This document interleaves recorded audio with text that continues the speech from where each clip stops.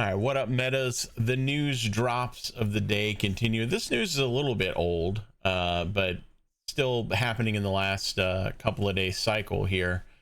And one I wanted to talk about anyway. And now that we're covering all this other news, let's go ahead and cover this as well. So there's some changes coming in, being spoken about in the latest dev talk in the Discord, where they take questions from the community and expand on certain features and things that they're working on. In this case, has to do with deviations in particular. Couple of questions that got answered, one being difficulty finding desired deviations. They say, we've heard your concerns regarding the difficulty in locating specific deviations. To address this, we are developing a guarantee system for deviations, which will be introduced soon. So this could be a good change. Like, there are certain deviations like Mr. Wish that people have farmed. I've heard some people swear they farmed 50 to 100 times and it hasn't dropped yet.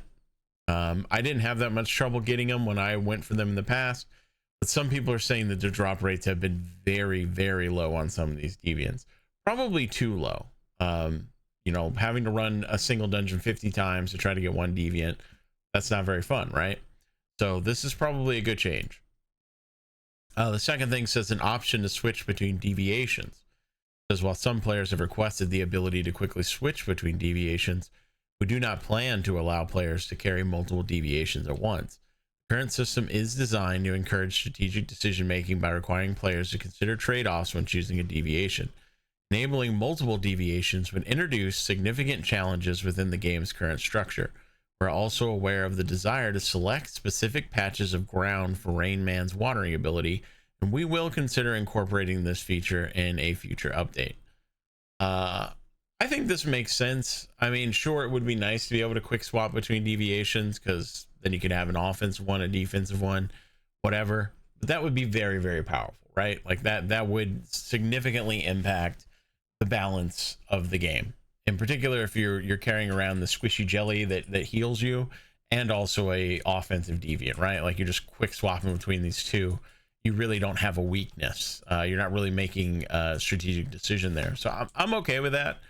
As far as the Rain Man's watering ability and stuff like that would be nice to be able to, like, more directly tailor how the deviations like interact. So I'm happy they're even considering that. The third thing being placing more deviations and securement units. As currently, players can place up to 20 deviations in their territory. While we believe this limit should suffice for most players, others will need to make strategic choices about which deviations to place. We are also planning to introduce unique securement units with more details to be shared in an upcoming update. This is basically them saying they don't plan to raise the cap on the amount of deviations you can have currently above 20. I do think 20 is a pretty good number. Could I use more? Sure, I'd love to have more diggy boys or more beavers running at all times, but that's really just kind of more convenience rather than necessary. So I'm okay with that. The idea that there's going to be unique securement units, though, is pretty interesting. And combined with news that we got earlier today that deviants, some of the deviants will be able to spawn with special traits as well, means that the variances on what the deviants are going to be able to do, and potentially the bonuses they'll be able to give, are just getting more and more complex, which is great. You know, that's just more you can do with the deviants. I like to see these kind of changes coming in already. We're not even through the first season yet. This is really the big one that I wanted to talk about more, though. It says enhancing weaker deviations. As many players have expressed interest in fusing or upgrading weaker deviations into more powerful ones. This feature is a key component of the game's next stage and is currently in the planning phase. We will keep you updated as our plans develop. So what we're seeing as we're farming deviations and stuff like that so far, one, there's not really a use for the deviations that don't roll very good stats. Like, what do we do with them? I was told in the comments of one of my videos you can go into Eternal Land and sell them for sand, which is a good use, but it seems like it'd be nice if there was a way to, you know, combine them or scrap them or turn them into a currency or something like that. The way we can further enhance our other deviants to make them even stronger, right? And that sounds like basically what they're going to put on offer here soon. They're basically saying we already wanted to do this. It's already being worked on. We'll let you know more details soon, which is great. That means they were already ahead of the community on that. This was already something that they wanted. It says carrying deviations to the next season. We are pleased to confirm that players can already transfer their hard-earned deviations to the next season. Deviations are moved to Eternal Land when the season ends, allowing metas to carry over some of their deviations according to Eternal Land's rules. So this is something we already knew, and again, they're reiterating it here because a lot of people were confused on this. What can we bring from Eternal Land? What can we not bring from Eternal Land? This is specifically saying deviations can be brought over. That's great, especially as they start introducing traits and more RNG mechanics to the deviations. They're potentially going to get even more powerful. You're going to want to bring those over to your new season. You're not going to want to lose those after you spend all that time farming and upgrading them, potentially now fusing them, making more powerful ones. Deviations pushing owners off roofs. This has happened to me. It says we have received reports of deviations pushing players off roofs due to hitboxes and collision detection. We are working on a fix to rectify this issue. I don't know what that means exactly in terms of a fix. It's kind of funny on one hand, you know, like if you've just been sitting in your base, your giant cat has all of a sudden walked by and just shoved you to the side, or your pyro dino who comes up to like cook some food or whatever just randomly stomps by, pushes you out of the way. I have been shoved off my roof specifically and broken my ankles. You know, like the deviations are kind of bullying us inside of our own base.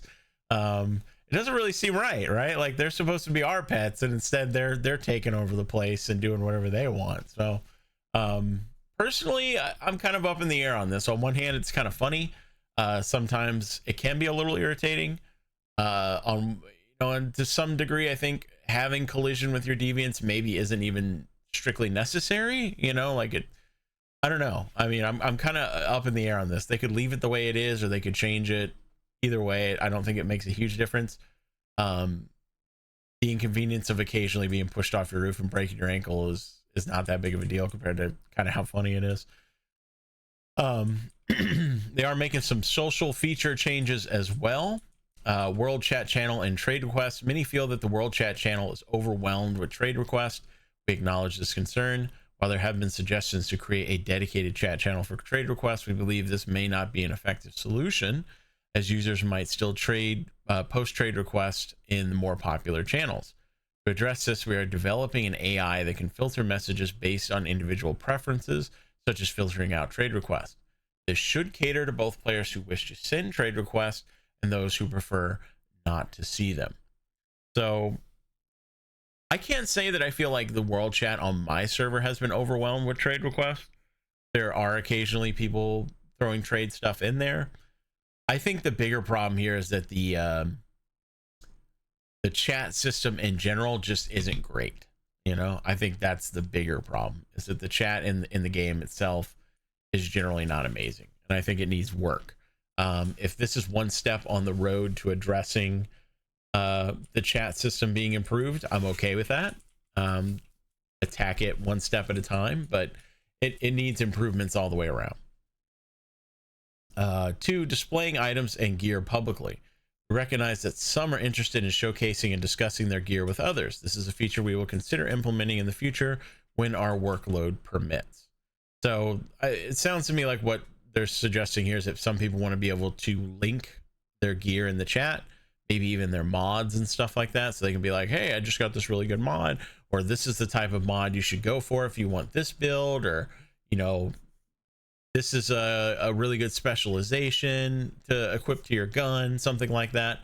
I think that would be a good feature to have. I don't think it's something that necessarily strictly has to happen in the short term. I'm okay with them saying, hey, we'll consider this when we have the time away from other more important projects to work on it. I think that's a fair, you know, sort of statement to make. But it would be a cool feature to have. Let's see, friends chat window and channel memory. Pressing F1 should open the friends chat window. If this functionality is not working for you, please report it as a bug. Additionally, we're developing a feature that will remember the most recently used chat channel, which will be included in a future patch. This sounds like more optimization to the chat flow, which again, as I said, is kind of messy right now. They're just gonna say they're probably just gonna have to take all this one step at a time. This is just another step. We've got teaming up across different worlds. We acknowledge that it can be inconvenient when teammates are in different worlds. We are working on optimizing the team up system to display each meta's world when forming a team and when recruiting via the world channel or the workshop.